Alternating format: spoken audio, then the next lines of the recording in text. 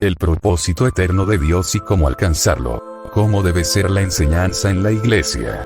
Los discípulos que aprenden y enseñan deben estar dispuestos a manejar estudios simples. El Señor nos manda a alimentar corderos y no jirafas. Aquellos que tienen más capacidad, deben inclinarse humildemente para comer el plato de los pequeños. Jesús exclamó: Gracias te doy Padre, Señor del cielo y la tierra, porque ocultaste estas cosas de los sabios y entendidos, y las revelaste a los pequeños. Mateo 11, 25, 26. La iglesia no necesita una enseñanza académica e intelectualizada. Primera de Corintios 1, 18, 31, 2, 1, 16, para agradarle al Señor. Es bueno recordar el ejemplo de la primera iglesia en Jerusalén. Ella es el modelo en todo para todos los tiempos.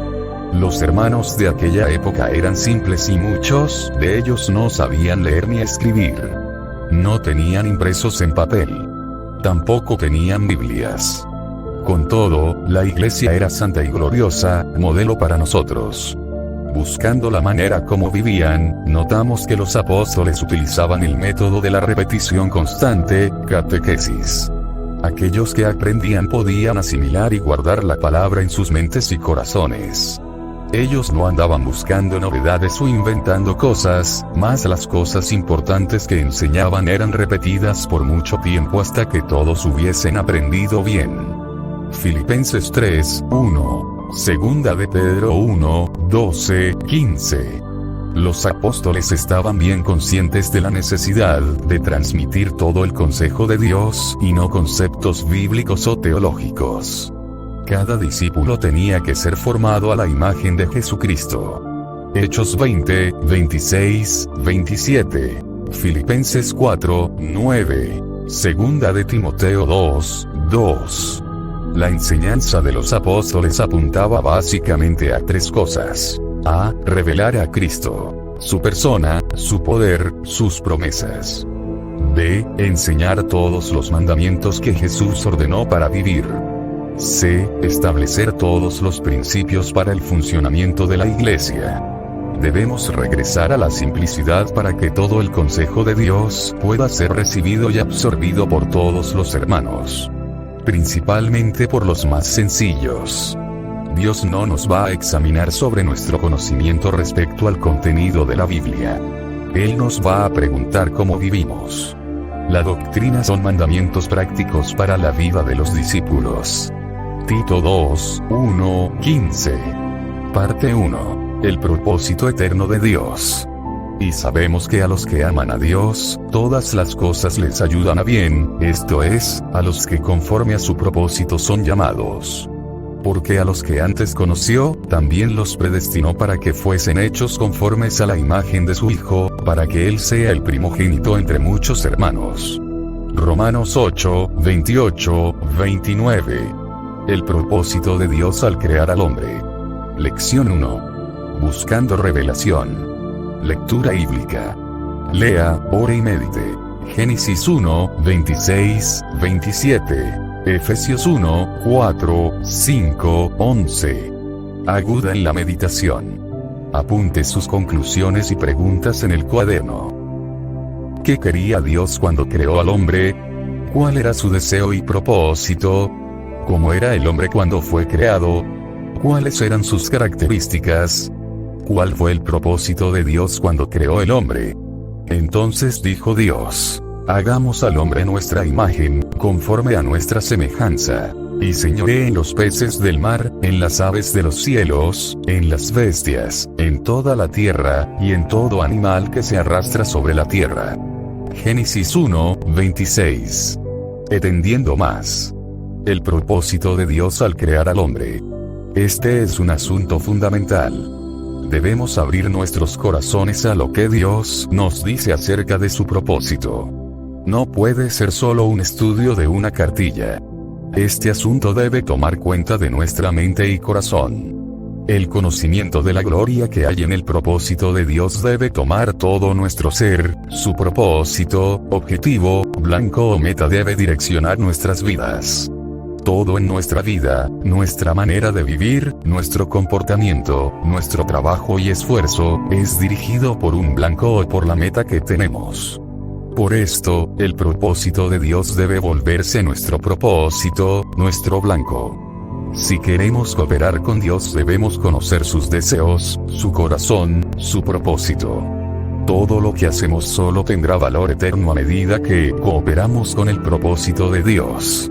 Un error muy común: muchos de nosotros vivimos varios años sin conocer cuál es el propósito de Dios para nuestras vidas.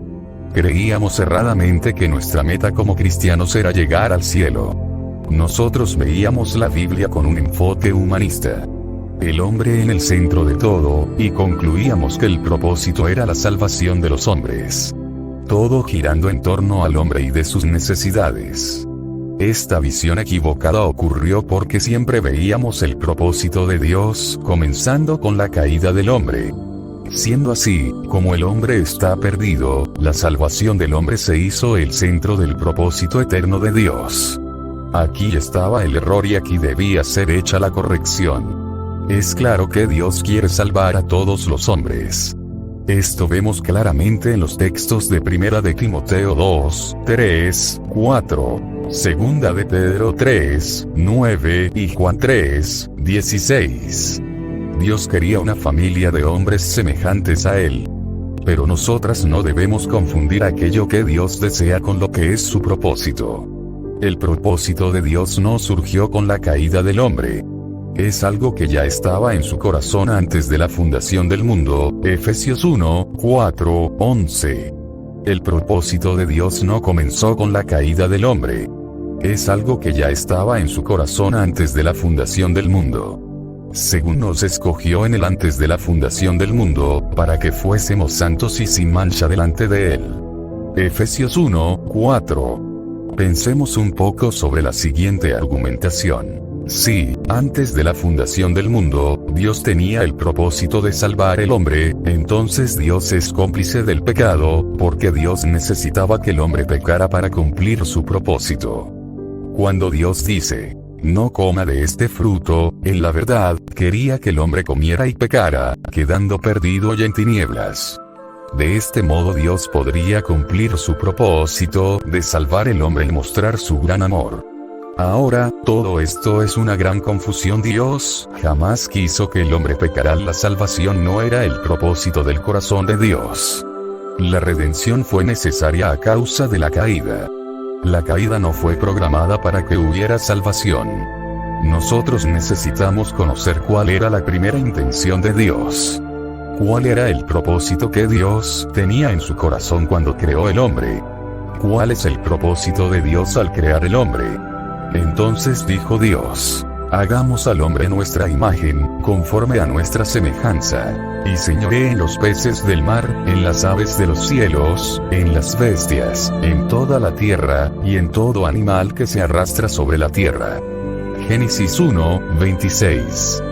Cuando Dios hizo el hombre, Él quería tener hijos a su imagen, con su naturaleza y con su vida. Dios quería tener una gran familia que expresara en la tierra su gloria y autoridad. Cuando Dios creó el hombre, Él quería una familia de hombres semejantes a Él. Y creó Dios al hombre a su imagen, a imagen de Dios lo creó, varón y hembra los creó. Y los bendijo Dios, y les dijo, fructificad y multiplicaos. Llenad la tierra, y sojuzgadla, y señoread en los peces del mar, en las aves de los cielos, y en todas las bestias que se mueven sobre la tierra. Génesis 1, 27, 28. Por eso, Adán y Eva fueron creados a la imagen de Dios. Sabemos que cada ser vivo se reproduce según su propia especie. Entonces, cuando Adán y Eva se multiplicasen, reproducirían hijos a la imagen de Dios. Esta sería la familia de Dios. Una familia de hombres y mujeres santos y perfectos como Dios es. ¡Qué glorioso y amoroso propósito! Lección 2. ¿Qué aconteció cuando el hombre pecó?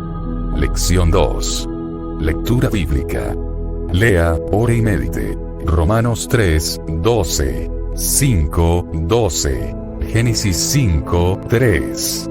Hebreos 6, 17. Isaías 46, 10. Ayuda en la meditación. Apunte sus conclusiones y preguntas en el cuaderno. ¿Qué aconteció con el hombre por causa del pecado?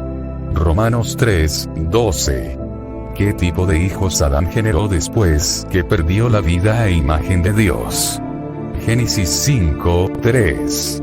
Si Adán estaba muerto, ¿en qué condiciones nacieron sus hijos? Dios desistió de su propósito por causa del pecado. Memorizar. ¿Qué aconteció cuando el hombre pecó? El hombre se hizo inútil para el propósito de Dios. Dios desistió de su propósito por causa del pecado. No. Dios no desistió de su propósito. Todos se desviaron, aún se hicieron inútiles. Romanos 3, 12. ¿Qué aconteció cuando el hombre pecó? Todos aún se hicieron inútiles. Romanos 3, 12. ¿Cómo el pecado interfirió en el propósito de Dios? Todos nosotros conocemos la triste historia. El pecado de Adán fue una intromisión violenta y diabólica en el propósito de Dios. A causa del pecado el hombre se hizo culpable. Blanco de la ira de Dios, merecedor de castigo eterno, expulsado de la presencia de Dios y sin comunión con Él. El salario del pecado es la muerte. Romanos 6, 23. Pero el problema no fue solo que el hombre se hizo culpable delante de Dios, sino también que su propia naturaleza se corrompió y se estropeó. El hombre perdió la vida y la imagen de Dios. Se hizo otra criatura. No era más el mismo hombre, era un hombre muerto para Dios, inútil para su propósito. Con el pecado, el hombre se hizo una criatura inútil para el propósito de Dios. Y no fue solo Adán que se hizo inútil. Después que Adán se corrompió, él tuvo hijos a su propia semejanza e imagen. Génesis 5, 3. Ahora, toda la descendencia de Adán quedó arruinada e inútil para el propósito de Dios. La palabra afirma que el pecado y la muerte pasaron a todos los hombres. Por tanto, como el pecado entró en el mundo por un hombre, y por el pecado la muerte, así la muerte pasó a todos los hombres, por cuanto todos pecaron. Romanos 5, 12. Dios desistió de su propósito, cambió de plan a causa del pecado. No. Por lo cual, queriendo Dios mostrar más abundantemente a los herederos de la promesa la inmutabilidad de su consejo, interpuso juramento.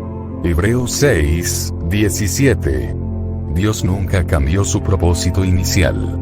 Él no tuvo diversos planes, no creó un nuevo blanco, ni desistió del que quería desde el principio. El propósito de Dios es inmutable. Aleluya. Que anunció lo por venir desde el principio, y desde la antigüedad lo que aún no era hecho. Que digo, mi consejo permanecerá, y haré todo lo que quiero. Isaías 46, 10. Dios no desistió de su propósito por causa del pecado. Él es inmutable. Lección número 3. ¿Qué hizo Dios para realizar su propósito? Lección 3. Buscando revelación. Lectura bíblica. Lea, ore y medite. Segunda de Corintios 5, 17. Colosenses 1, 27. Primera de Corintios 15, 45, 48. Ayuda en la meditación. Apunte sus conclusiones y preguntas en el cuaderno. Si el hombre se volvió inútil, ¿qué hizo Dios para realizar su propósito? Medite y explique el texto de Primera de Corintios 15, 45, 48. Memorizar. Si el hombre se volvió inútil, ¿cómo Dios tenía esperanza para realizar su propósito? Él nos da una nueva vida en Cristo. La esperanza de Dios es la vida de Cristo en nosotros. De modo que si alguno está en Cristo, nueva criatura es. Las cosas viejas pasaron. He aquí todas son hechas nuevas.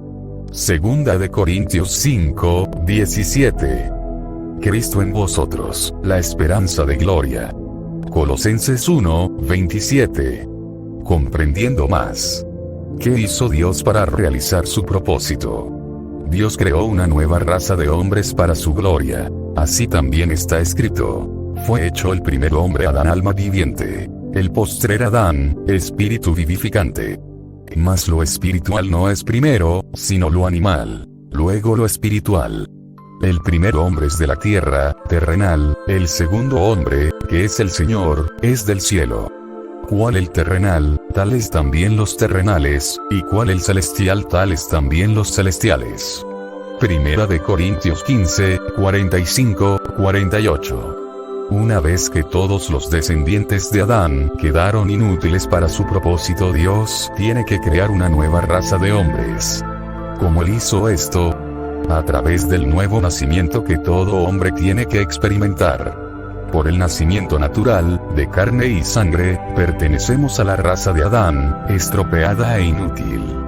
Por el nuevo nacimiento nos hacemos participantes de la raza celestial. Adán perdió la imagen de Dios porque fue rebelde, Génesis 3, 1, 7.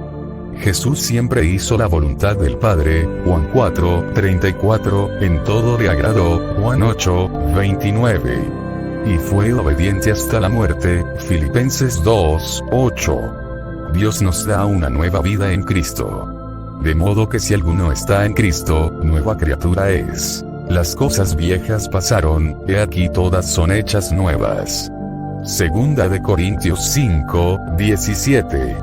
El hombre se hace una nueva criatura, recibe la naturaleza de Dios. Segunda de Pedro 1, 4. Y la imagen de aquel que lo creó, Colosenses 3, 10. Cuando cree en aquel que el Padre envió, Juan 6, 29. Se niega a sí mismo, toma su cruz y pierde su vida, Mateo 16, 24, 25, recibe el señorío de Jesús, Romanos 10, 9. Y se bautiza en Cristo, Marcos 16, 16. Toda la gloria del plan de Dios no se perdió con el pecado. Dios no desistió de su propósito. ¿Cuál es la esperanza de Dios para cumplirlo? Cristo en vosotros, la esperanza de gloria. Colosenses 1, 27. La esperanza de Dios es la vida de Cristo en nosotros. Por medio de Cristo, Dios restaura su propósito, generando una nueva raza de hombres a su imagen y semejanza. ¿Cuál es el propósito de Dios hoy? Lección número 4. Buscando revelación. Lectura bíblica. Lea, ore y medite. Romanos 8, 28, 29. Efesios 4, 13. Ayuda en la meditación. Apunte sus conclusiones y preguntas en el cuaderno. ¿Cuál es la familia de Dios? ¿Quién es el primogénito? ¿Cuántas familias tiene Dios? ¿Qué significa esto? ¿Cuántos hijos tiene esta familia? ¿Qué es lo que Dios quiere? ¿Cuál es la característica de estos hijos? ¿A quién ellos son semejantes? ¿Qué debemos buscar? ¿Cuál es el propósito de Dios hoy? Dios quiere una familia de muchos hijos semejantes a Jesús. Y sabemos los que aman a Dios, todas las cosas les ayudan a bien, esto es, a los que conforme a su propósito son llamados. Porque a los que antes conoció, también los predestinó para que fuesen hechos conformes a la imagen de su Hijo, para que Él sea el primogénito entre muchos hermanos. Romanos 8, 28, 29. ¿Por qué una familia? Porque Dios quiere unidad. ¿Por qué muchos hijos? Porque Dios quiere cantidad. ¿Por qué semejantes a Jesús? Porque Dios quiere calidad. Hasta que todos lleguemos a la unidad de la fe y del conocimiento del Hijo de Dios, a un varón perfecto, a la medida de la estatura de la plenitud de Cristo. Efesios 4, 13. Comprendiendo más. ¿Cuál es el propósito de Dios hoy? Y sabemos que a los que aman a Dios, todas las cosas les ayudan a bien, esto es, a los que conforme a su propósito son llamados. Porque a los que antes conoció, también los predestinó para que fuesen hechos conformes a la imagen de su Hijo, para que Él sea el primogénito entre muchos hermanos. Romanos 8, 28, 29. ¿Cómo podemos definir el propósito de Dios hoy? El texto de arriba nos muestra con mucha claridad el propósito de Dios. Podemos definirlo así: una familia de muchos hijos semejantes a Jesús. Dios quiere una familia de muchos hijos semejantes a Jesús. Veamos por etapas. Una familia. Esto nos habla de unidad. Este es un requisito indispensable para el cumplimiento del propósito de Dios. Aunque la unidad no esté enfatizada en el texto de arriba, sabemos que los hijos a la imagen de Jesús no pueden ser pendencieros, ni fascistas, ni sectaristas. La unidad de familia de Dios está muy bien enfatizada en pasajes como Juan 17, 20, 22. Segunda de Corintios 1, 10, 12, 3, 1, 4, 10, 16, 17. Efesios 2, 14, 16, 3, 15, 4, 1, 6, 4, 12, 16. Filipenses 1, 27, 2, 1, 4 y otros más. De muchos hijos. Esto nos habla de multiplicación. Discípulos, que hacen discípulos. Discípulos, etc. Mateo 28, 18, 20. Donde hay vida natural, siempre hay multiplicación. La vida espiritual también debe ser así. Aquel que tiene la vida de Cristo, fructifica y reproduce esta vida en otros. Hay un pensamiento cómico y casi ridículo, que dice, somos pocos y buenos. Ahora si fueran buenos no serían pocos, porque los que tienen la vida de Cristo hacen discípulos y se multiplican. Dios quiere muchos hijos, semejantes a Jesús. Esto nos habla de edificación. Dios no se contenta con cantidad, ni se satisface con números. Es necesario que sus hijos tengan calidad de vida. Que vivan como Jesús, que anden como Jesús anduvo, hasta que todos lleguemos a la unidad de la fe y del conocimiento del Hijo de Dios, a un varón perfecto, a la medida de la estatura de la plenitud de Cristo. Efesios 4, 13. ¿Cuál es nuestra posición dentro del propósito de Dios? Cuando comprendemos y abrazamos el propósito de Dios, Él se vuelve nuestro llamado y nuestra vocación. Segunda de Timoteo 1, 8, 9. Romanos 8, 28, 29. De una manera simple podemos definir nuestra vocación como un llamado para ser participantes del propósito de Dios y cooperadores de su cumplimiento. Cuando comprendemos y abrazamos el propósito de Dios, Él se vuelve nuestro llamado y nuestra vocación. Oh, que Dios ilumine los ojos de nuestro corazón para comprender la esperanza de este llamamiento. Efesios 1, 18. A fin de que el propósito eterno sea para nosotros, mucho más que un estudio de un cuadernillo. Aquel que recibe el propósito de Dios en su corazón, comprende su llamado y se hace prisionero de esta vocación. Filipenses 3, 12, 14. Debemos andar de modo digno en esta vocación. Efesios 4, 1, 3. Y nos esforzamos para confirmarla. Segunda de Pedro 1, 10. Lección número 5. Debemos ser como Jesús. Lección 5. Buscando revelación. Lea, ore y medite. Primera de Juan 2, 6. Colosenses 1, 28. Mateo 11, 29. Primera de Pedro 1, 15. Juan 13, 14, 17, 18. Colosenses 3, 13. Juan 13, 34. Ayuda en la meditación. Apunte sus conclusiones y preguntas en el cuaderno. ¿Cuál debe ser nuestra meta? Medite en los textos de arriba y describa en qué debemos ser como Jesús. Pero el propósito de Dios no es la salvación del hombre. No, la salvación es el medio para alcanzar el propósito. Su propósito es que seamos semejantes a Jesús. El que dice que permanece en Él, debe andar como Él anduvo. Primera de Juan 2, 6. ¿En qué debemos ser como Jesús? Ser mansos y humildes como Jesús. Ser santos como Jesús. Servir como Jesús. Predicar al mundo como Jesús. Perdonar como Jesús. Manso y humilde como Jesús. Llevad mi yugo sobre vosotros, y aprended de mí, que soy manso y humilde de corazón, y hallaréis descanso para vuestras almas. Mateo 11, 29. Santos como Jesús. Sino, como aquel que os llamó es santo, sed también vosotros santos en toda vuestra manera de vivir. Primera de Pedro 1, 15. Servir como Jesús. Pues si yo, el Señor y el Maestro, he lavado vuestros pies, vosotros también debéis lavaros los pies los unos a los otros. Juan 13:14, predicar al mundo como Jesús.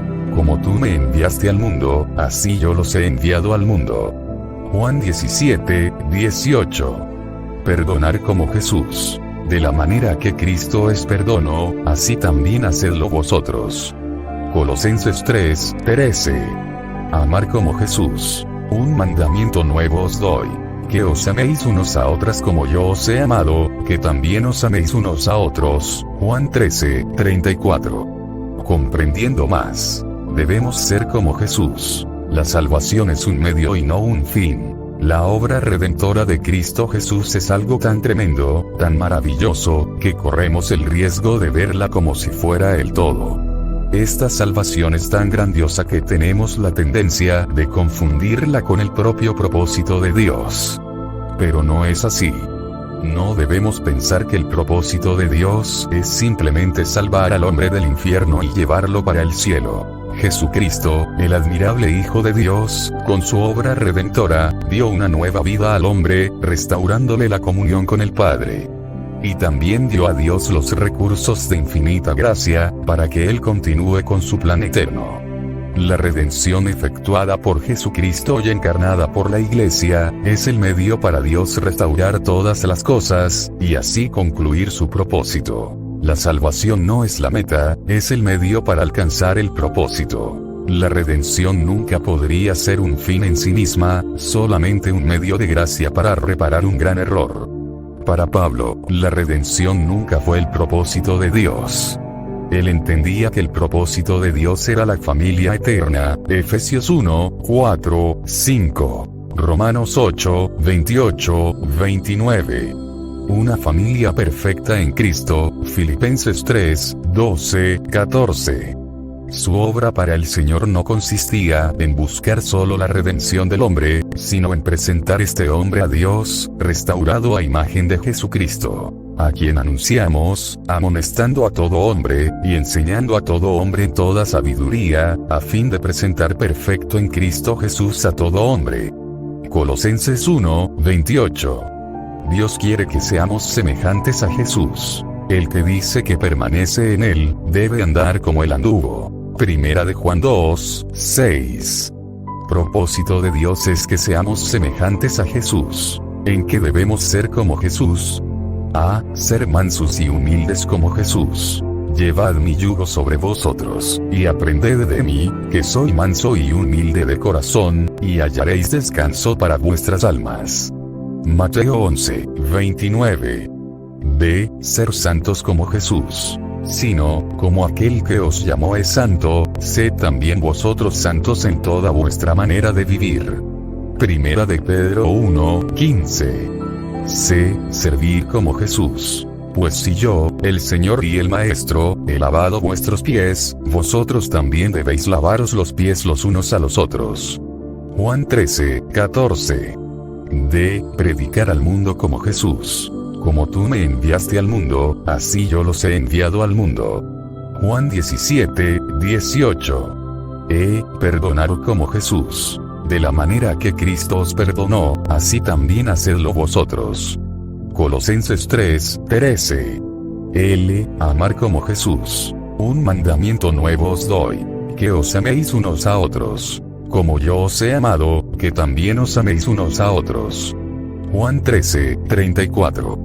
Parte 2. El servicio de la Iglesia para cumplir el propósito de Dios. Y Él mismo constituyó a unos apóstoles, a otros profetas, a otros evangelistas, a otros pastores y maestros, a fin de perfeccionar a los santos para la obra del ministerio, para la edificación del cuerpo de Cristo, hasta que todos lleguemos a la unidad de la fe y del conocimiento del Hijo de Dios, a un varón perfecto, a la medida de la estatura de la plenitud de Cristo. Efesios 4:11-13.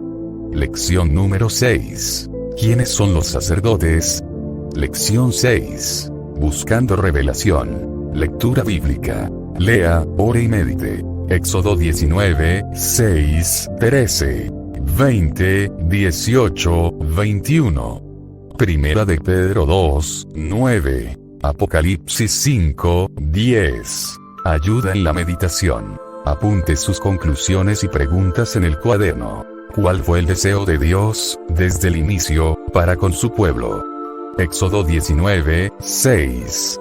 ¿Qué aconteció con el pueblo? Éxodo 20, 18, 21. ¿Para quién es la palabra de Primera de Pedro 2, 9? ¿Quiénes son los sacerdotes hoy en la iglesia? ¿Existe alguien que no es un sacerdote y anunciador en la iglesia? ¿Quiénes son los sacerdotes en la iglesia? Mas vosotros sois linaje escogido, real sacerdocio, nación santa, pueblo adquirido por Dios, para que anunciéis las virtudes de aquel que os llamó de las tinieblas a su luz admirable. Todos los santos son sacerdotes. Primera de Pedro 2, 9. ¿Quiénes son los sacerdotes? Cuando alguien tiene en mente un determinado propósito, un blanco para alcanzar, debe también planear los pasos que debe dar para alcanzarlo. No puede actuar de cualquier forma, usando cualquier estrategia, tirando en cualquier dirección. Debe tener una estrategia específica y buscar los medios coherentes para dar pasos que lo llevarán a alcanzar el blanco pretendido. Así también es Dios. Él elaboró el propósito y también definió los recursos, la estrategia, y cuáles son los pasos que deben ser dados. La iglesia es la encarnación del propósito de Dios, y está llena de los recursos de Dios para el desarrollo de este propósito. En este tópico buscaremos entender bien algunos puntos principales de la estrategia divina. En el pueblo de Dios todos son sacerdotes. Desde el inicio de la formación de su pueblo en la tierra, Dios quería que todos, la nación entera, fueran sacerdotes. Éxodo 19, 6. El pueblo rechazó su sacerdocio porque quedó con miedo de llegar a la presencia de Dios. Éxodo 19, 13, 20, 18, 20. Entonces el Señor constituyó, de los hijos de Leví, una tribu de sacerdotes. Moisés, que conocía el corazón de Dios, también deseaba que todo el pueblo tuviera el Espíritu del Señor y fuera profeta. Números 11, 26, 30. Más tarde Dios prometió derramar su Espíritu sobre todos. Joel 2, 28, 29. Jesús habló que esta promesa vendría para capacitar a todos para servir a Dios. Hechos 1, 8. Con la venida del Espíritu Santo y el establecimiento de la Iglesia, se cumplió el deseo de Dios de tener una nación de sacerdotes. Mas vosotros sois linaje escogido, real sacerdocio, nación santa, pueblo adquirido por Dios, para que anunciéis las virtudes de aquel que os llamó de las tinieblas a su luz admirable. Primera de Pedro 2, 9. Las palabras anteriores rompían con siglos de tradición judaica, la tradición de una casta sacerdotal donde solo algunos podían ser sacerdotes. Esta era una imitación de los tiempos de la vieja alianza que solo podría cambiar con la venida de Jesús y el descenso del Espíritu Santo. Por eso se puede percibir el tono de exaltación en las palabras de Pedro. El Espíritu Santo estuvo esperando mucho tiempo para traer esta revelación. Note las palabras: raza, nación, pueblo, todos son sacerdotes. Aleluya. Lamentablemente la iglesia no supo preservar esta revelación. La iglesia generalmente cae en el error de perder la revelación de la nueva alianza para abrazar conceptos del Antiguo Testamento. Por más que se hable del sacerdocio de todos los santos, en la práctica la iglesia mantiene la idea de un pueblo dividido entre dos tipos de personas. Los católicos dividen entre los del clero y los laicos. Los evangélicos dividen entre los siervos de Dios y las ovejas, entre los ungidos y los demás. Por la tradición evangélica, los siervos de Dios deben cumplir exigencias muy grandes. Deben negarse a sí mismos, renunciar a todo y consagrarse totalmente al Señor, dedicándose completamente a su obra.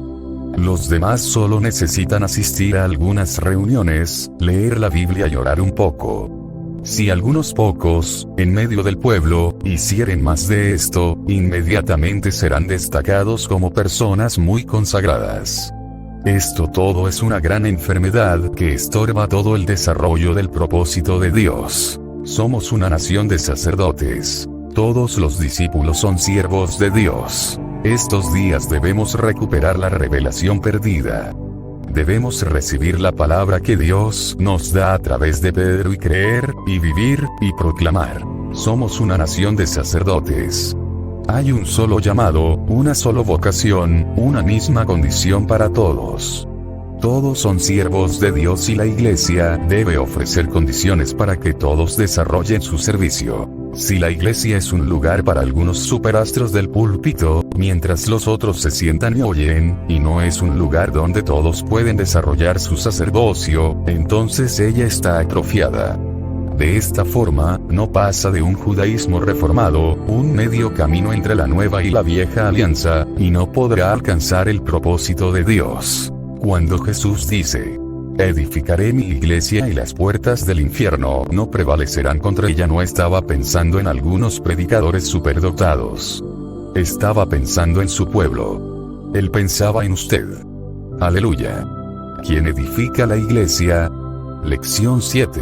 Buscando revelación. Lectura bíblica. Lea, ore y medite. Efesios 4, 11, 13. Primera de Corintios 12, 12, 31. Hallada en la meditación. Apunte sus conclusiones y preguntas en el cuaderno.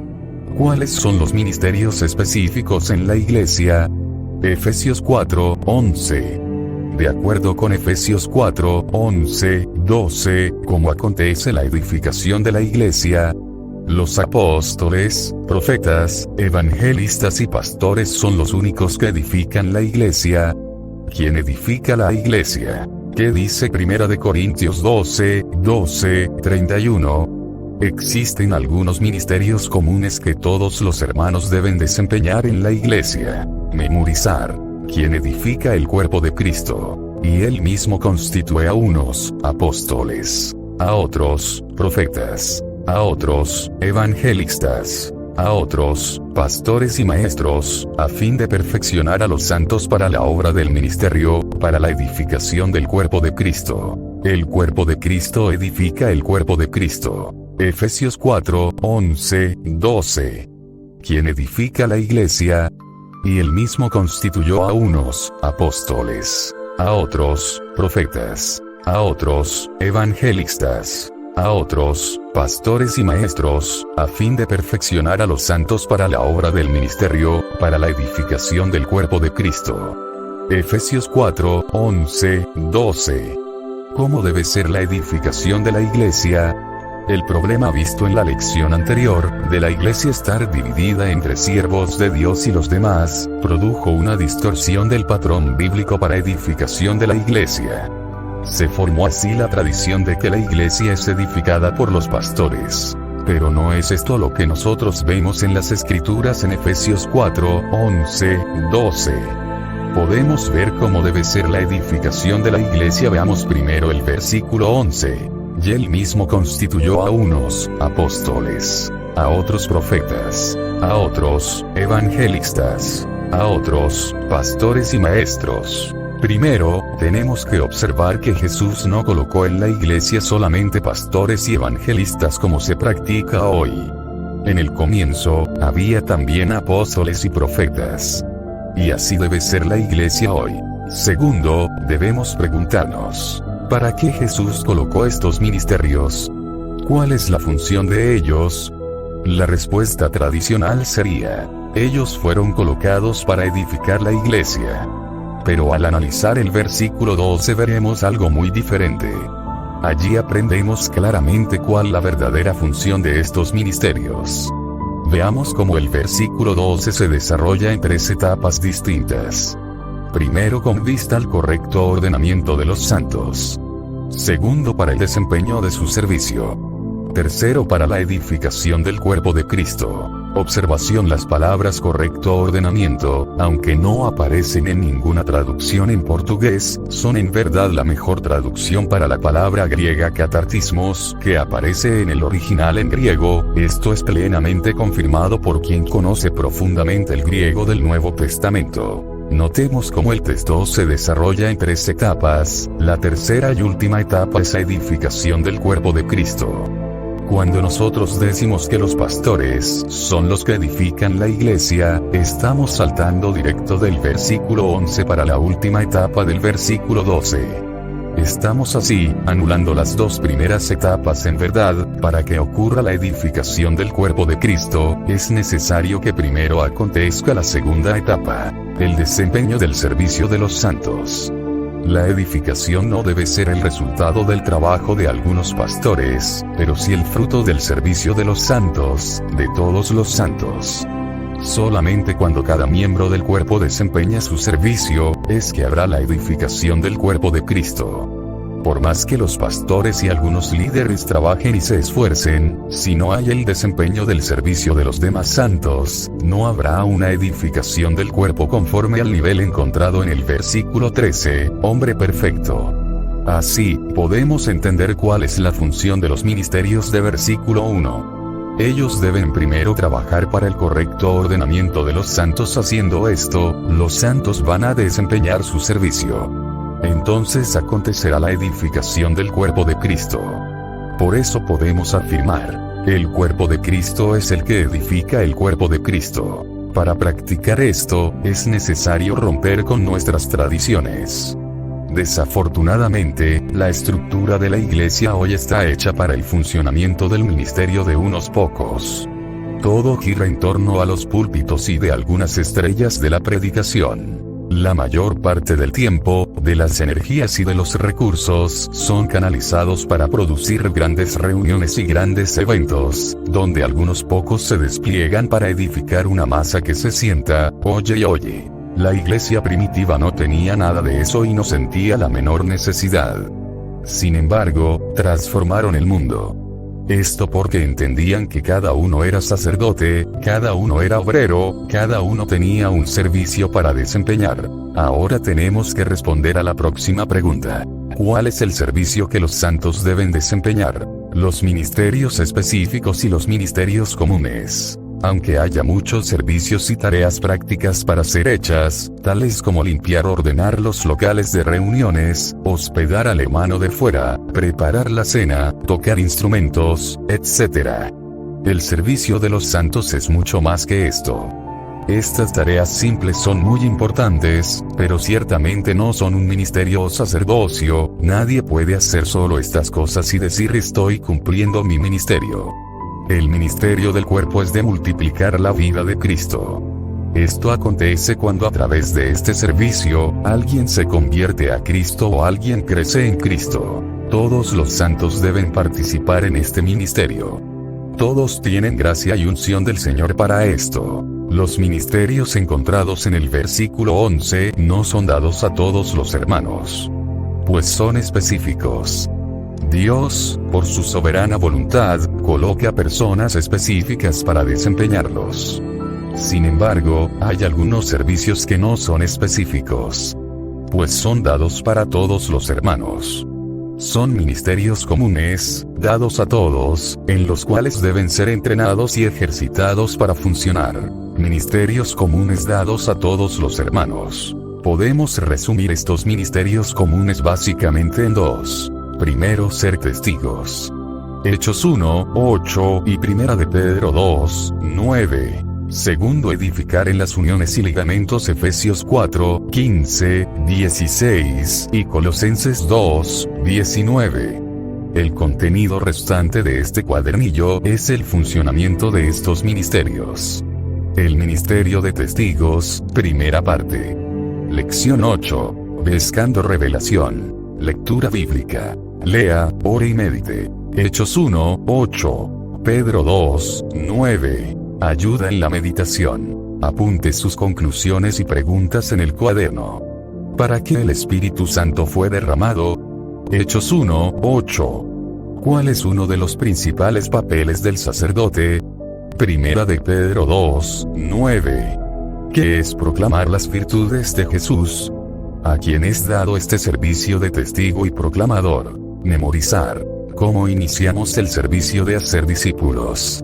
Pero recibiréis poder, cuando haya venido sobre vosotros el Espíritu Santo, y me seréis testigos en Jerusalén, en toda Judea, en Samaria, y hasta lo último de la tierra.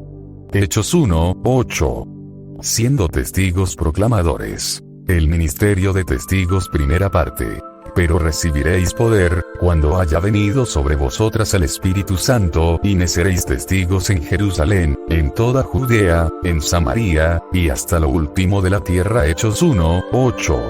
En el texto de arriba, Jesús nos dice cuál es el real motivo de la venida del Espíritu Santo: darnos poder para ser testigos. Como el Espíritu Santo fue derramado sobre todos, entonces este poder es para todos. Este es uno de los servicios comunes que todos los santos deben desempeñar. Mas vosotros sois linaje escogido, real sacerdocio, nación santa, pueblo adquirido por Dios, para que anunciéis las virtudes de aquel que os llamó de las tinieblas a su luz admirable. Primera de Pedro 2:9. Aquí, Pedro también habla que nuestro papel como sacerdotes es de proclamar las virtudes de aquel que nos llamó. Esto es lo mismo que ser testigos. Así que, somos embajadores en nombre de Cristo, como si Dios rogase por medio de nosotros. Os rogamos en nombre de Cristo. Reconciliaos con Dios. Segunda de Corintios 5:20. En este texto, Pablo nos dice que somos embajadores de Cristo, o sea, representantes de Cristo delante del mundo. Esto también envuelve el ministerio de ser testigos. Y Jesús se acercó y les habló diciendo: toda potestad me es dada en el cielo y en la tierra.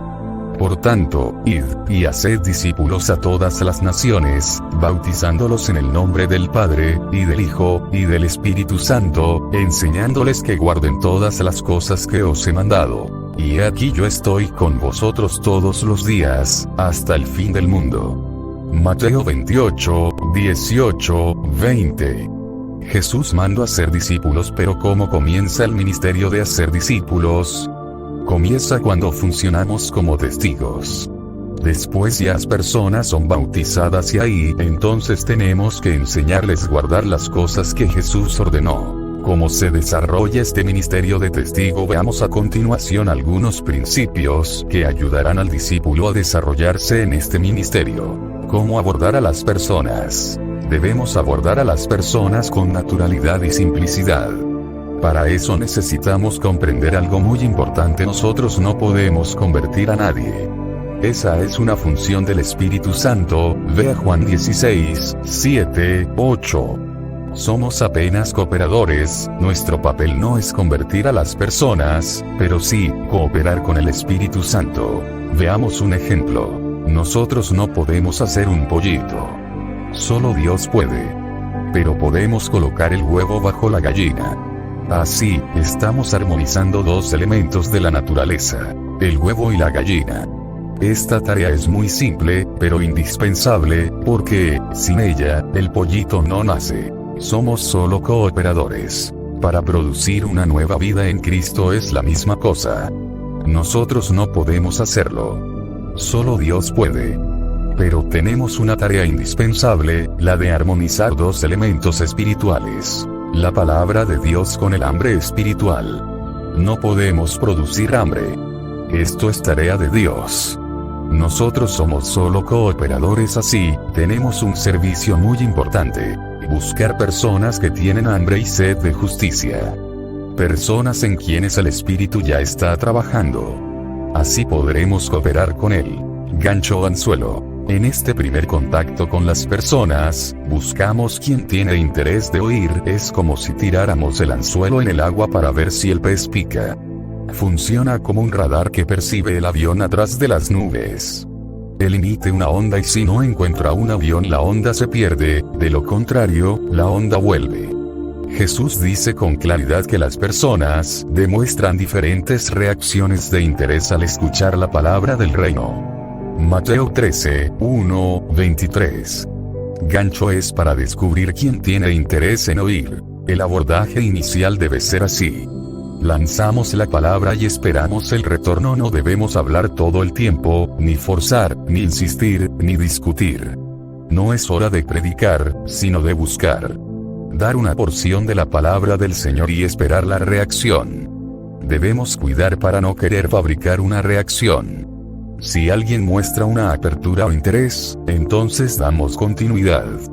Para esos debemos dar todo. Nuestro tiempo, nuestra dedicación, nuestra amistad, nuestra vida. Tenemos que ver estas personas como vidas muy preciosas. Entonces vamos a cooperar con Dios, envolviéndonos con amor y compasión.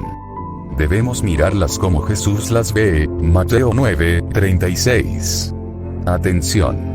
Algunas personas pueden dar la impresión de que no están abiertas por tener muchos cuestionamientos. Por eso debemos estar atentos y buscar responder con paciencia y amor a las preguntas que hacen. Muchas veces son personas sinceras, que tienen dudas y preguntas coherentes. Importante. Cuando alguien no muestra interés, es una señal de que todavía no es el momento de predicar a ella. Pero no quiere decir que debamos abandonarla. Debemos, al contrario, ser estimulados y desafiados a la oración y al ayuno. Si procediéramos así, ciertamente dentro de algún tiempo la reacción de ella será otra. El Ministerio de Testigos, segunda parte. Lección 9. Lectura bíblica. Lea, ore y medite. Hechos 1:8. Primera de Pedro 2:9. Segunda de Corintios 5:20. Mateo 28:18-20. Ayuda en la meditación. Apunte sus conclusiones y preguntas en el cuaderno. En Mateo 28:18-20. Jesús nos manda a ser discípulos.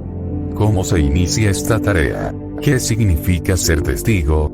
Medite y escriba un testimonio personal de su conversión.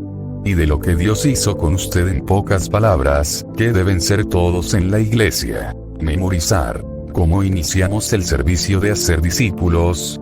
Siendo testigos proclamadores. Pero recibiréis poder, cuando haya venido sobre vosotros el Espíritu Santo, y me seréis testigos en Jerusalén, en toda Judea, en Samaria, y hasta lo último de la tierra. Hechos 1:8. El Ministerio de Testigos, segunda parte. Pero recibiréis poder, cuando haya venido sobre vosotros el Espíritu Santo, y me seréis testigos en Jerusalén, en toda Judea, en Samaria, y hasta lo último de la tierra. Hechos 1:8. Dando el testimonio personal. Mas Jesús no se lo permitió, sino que le dijo: vete a tu casa, a los tuyos, y cuéntales cuán grandes cosas el Señor ha hecho contigo, y cómo ha tenido misericordia de ti. Marcos 5:19. Un testigo es así llamado, porque puede contar hechos concretos, o por haber participado de ellos, o porque los vio. La cosa más simple y concreta que tenemos para hablar es de nuestro testimonio personal. En Marcos 5:19, nos come hasta aquel hombre recién liberado de demonios podía dar testimonio de Jesús. Cuando encontramos a alguien que oyó la palabra y mostró alguna reacción positiva, entonces debemos contarle nuestro testimonio personal. El testimonio personal es la cosa más simple y concreta que tenemos para hablar. Es irrefutable. Llamamos de testimonio personal al relato de la experiencia de conversión de cada uno, basada en la palabra que recibió al oír el Evangelio. Todos nosotros fuimos generados por la palabra de Dios, primera de Pedro 1:23. En el testimonio personal debemos contar de forma simple nuestra conversión, anunciando también la palabra que nos transformó. Debe ser contado con convicción y alegría, para comunicar a los demás la bendición de la palabra de Dios en nuestras vidas, anunciando el Evangelio del Reino. Cuando una persona se abre plenamente para oír la palabra del Señor, y está dispuesta a recibirnos en su propia casa, por lo general lo llaman contacto. Entonces debemos anunciarle el Evangelio del Reino con toda claridad. La predicación del Evangelio del Reino consiste en hablar todo sobre Jesús y la puerta del reino, arrepentimiento, bautismo en Cristo y el don del Espíritu Santo. Es fundamental ayudarla a ver el amor de Dios manifestado en Cristo Jesús. Debemos enfatizar que Dios quiere darle un corazón nuevo, capaz de hacer toda su voluntad. Enseñarle sobre lo que es el pecado, la independencia y la necesidad de negarse a sí mismo. Para, entonces, someterse a Dios. Predicar el Evangelio del Reino es hablar de Jesús y de la puerta del reino. Observaciones. Primero, no existe una regla fija para desarrollar el evangelismo. Cada persona es diferente de las otras. Algunas necesitan de tiempo para entender, para meditar y para calcular el precio de seguir a Jesús. No podemos apresurarlas. Debemos acompañar al Señor, cooperando y esperando que Él complete la obra. Sin embargo, hay otras personas que están listas. Son personas que tienen mucha hambre y sed. Pueden convertirse inmediatamente. Tal vez el primer día. En ese caso no debemos atrasar la obra de Dios. Por lo tanto, debemos estar siempre sensibles, buscando discernir en el espíritu la real situación de cada persona, para actuar correctamente. Segundo, cuando un discípulo está anunciando el Evangelio por primera vez, él no debe trabajar con el contacto solo, sino junto con alguien más experto. La iglesia estaba siempre en la calle, como hizo Jesús para entrenar sus discípulos en el ministerio de ser testigos. Jesús estaba siempre en las calles con ellos. Raramente se quedaban dentro de cuatro paredes. Ellos aprendieron a ser testigos viendo a Jesús siempre en contacto con las personas. Ellos veían a Jesús hacer la obra. La sala de aula de los discípulos era la calle, pues las personas estaban allá. Incluso cuando Jesús enseñaba algo a los discípulos, Él lo hacía en la calle, delante de las multitudes. Y las multitudes también oían las enseñanzas de Jesús. Compare Mateo 5, 1, 2, con 7, 28. Jesús estaba siempre en la calle con los discípulos, y es allá que nosotros debemos estar también. Después que Jesús subió al Padre, los discípulos continuaron usando su estrategia. En Hechos 2, 46 y 5, 12, vemos que los hermanos acostumbraban encontrarse diariamente en el templo, en el pórtico de Salomón. Ahora, ese lugar no era de reunión con bancos y púlpitos como tenemos hoy. Era un lugar público, donde había mucha gente. Era el principal lugar de encuentro del pueblo de la ciudad. Si hoy queremos que los hermanos sean entrenados para ser testigos, hablando a los hombres con toda intrepidez, debemos estar en la calle con ellos el mayor tiempo posible. Debemos salir en todas las formas. En grupos pequeños, con algunos discípulos y también en grupos mayores. Debemos estar en la calle con los discípulos, en medio del pueblo. Un discípulo tiene un deseo intenso de ganar el mayor número posible de vidas. El ministerio de las coyunturas y ligamentos. Lección 10. Buscando revelación. Lectura bíblica. Lea, ore y medite. Efesios 4, 15, 16. Colosenses 2, 19. Ayuda en la meditación. Apunte sus conclusiones y preguntas en el cuaderno. Medite y comente detalladamente el texto de Efesios 4, 15, 16. ¿Qué es necesario para que haya la edificación del cuerpo de Cristo? Según Colosenses 2, 19, cómo el cuerpo de Cristo es unido. Estudie y explique qué son las coyunturas y ligamentos de acuerdo con los textos. ¿Para qué sirven las coyunturas y ligamentos? Memorizar. ¿Qué son coyunturas y ligamentos en el cuerpo de Cristo? Coyunturas y ligamentos en el cuerpo de Cristo son relaciones fuertes y resistentes entre sus miembros. ¿Para qué sirven las coyunturas y ligamentos? Para unir, alimentar y edificar el cuerpo de Cristo. Sino que siguiendo la verdad en amor, crezcamos en todo en aquel que es la cabeza, esto es, Cristo, de quien todo el cuerpo, bien concertado y unido entre sí por todas las coyunturas que se ayudan mutuamente, según la actividad propia de cada miembro, recibe su crecimiento para ir edificándose en amor. Efesios 4, 15, 16. Comprendiendo más. El ministerio de las coyunturas y ligamentos. Sino que siguiendo la verdad en amor, crezcamos en todo en aquel que es la cabeza, esto es, Cristo, de quien todo el cuerpo, bien concertado y unido entre sí por todas las coyunturas que se ayudan mutuamente, según la actividad propia de cada miembro, recibe su crecimiento para ir edificándose en amor. Efesios 4, 15, 16. Este es otro ministerio que Dios dio a la iglesia. A todos los santos. Observemos el texto de Efesios 4, 16, como hicimos con el 4, 12. Este versículo también se desarrolla en tres etapas distinguidas. Primero, de quien todo el cuerpo, bien ajustado y ligado por el auxilio de todas las coyunturas. Segundo, según la justa cooperación de cada parte. Tercero, efectúa su propio aumento para la edificación de sí mismo en amor. Aquí tenemos una secuencia encadenada para la edificación.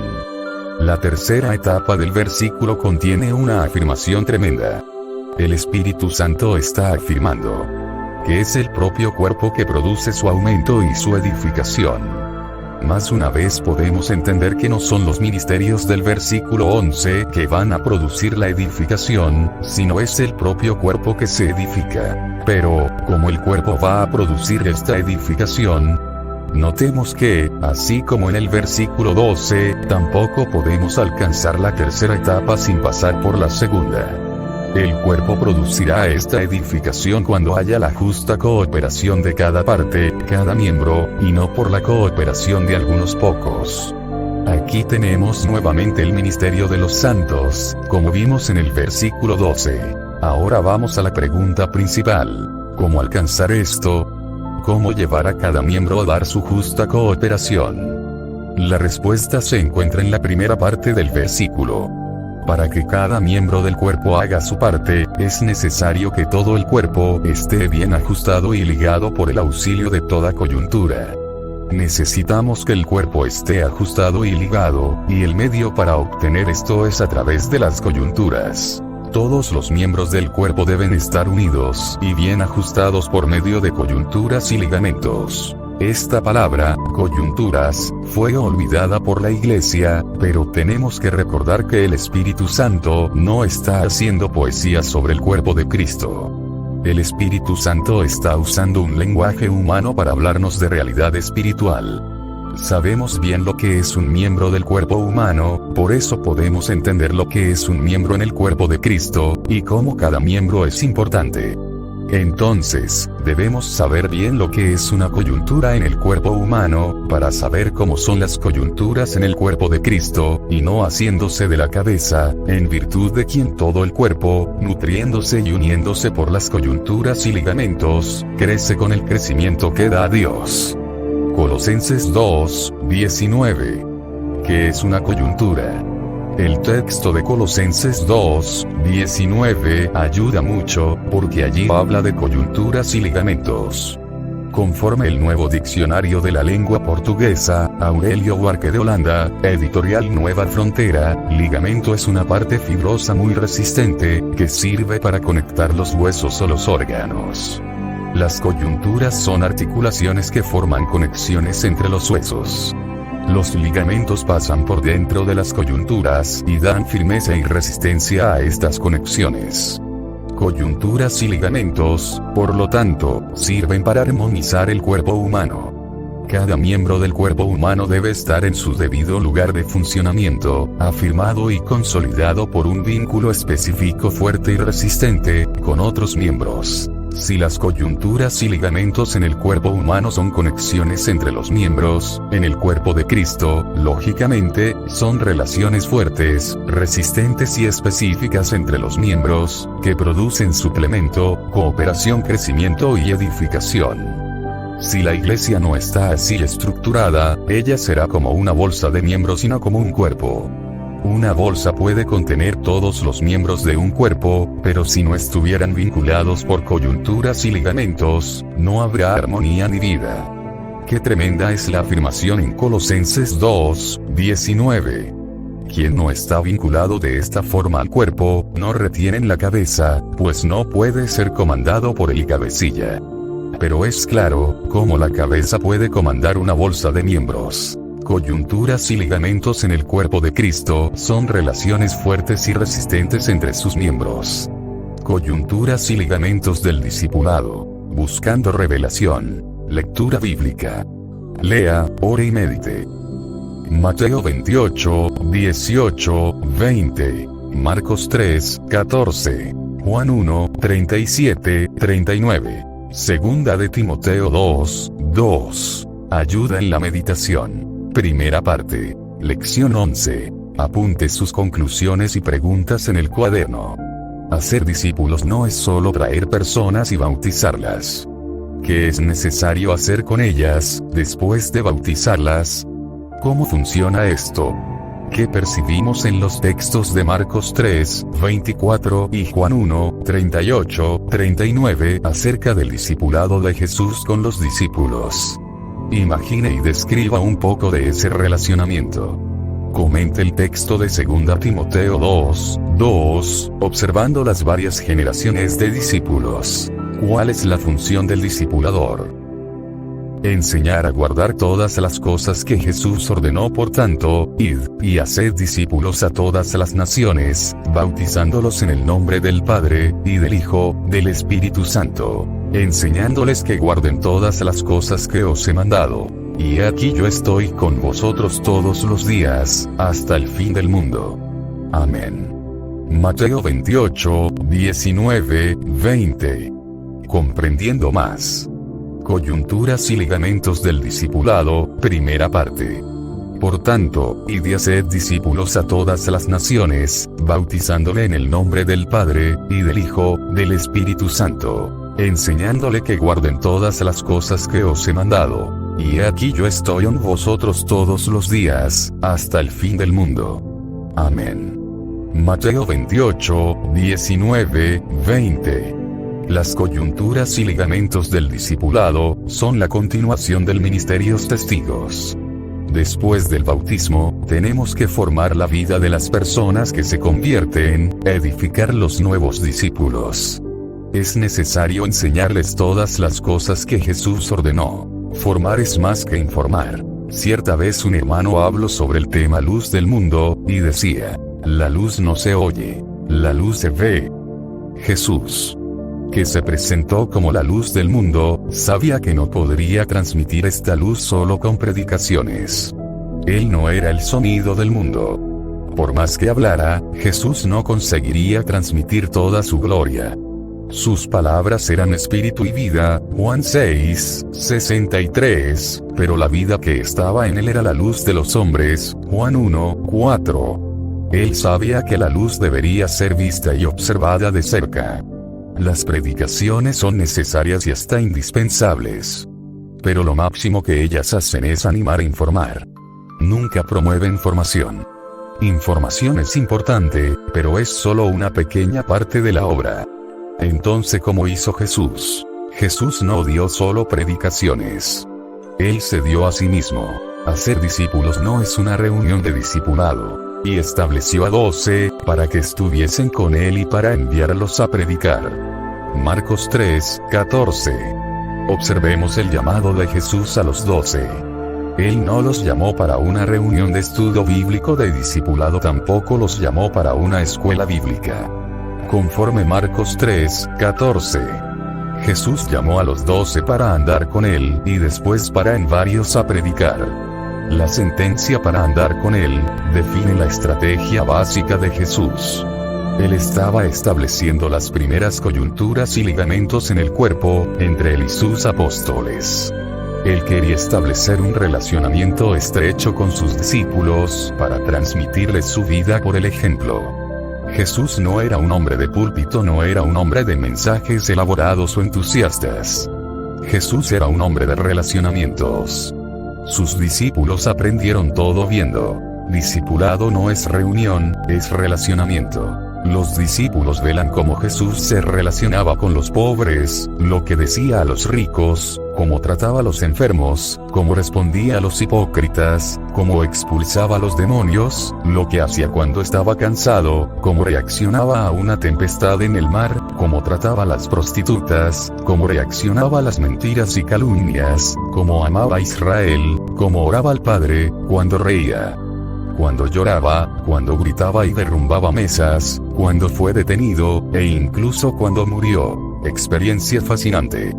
Juan dice, lo que hemos oído, lo que hemos visto con nuestros propios ojos, lo que contemplamos y nuestras manos palparon, con respecto al verbo de vida, primera de Juan 1, 1.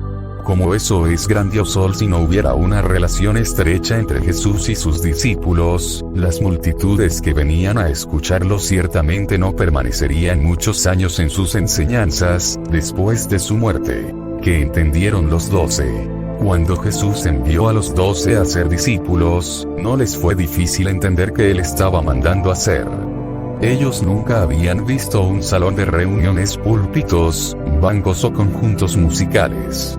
Entendieron que esa tarea consistía en hacer con otros lo que Jesús había hecho con ellos en el transcurrir de 3 años. Lo mismo debe acontecer con nosotros. Debemos observar cómo Jesús discipuló a los 12 y entonces salir y hacer lo mismo con aquellos que pretendemos formar.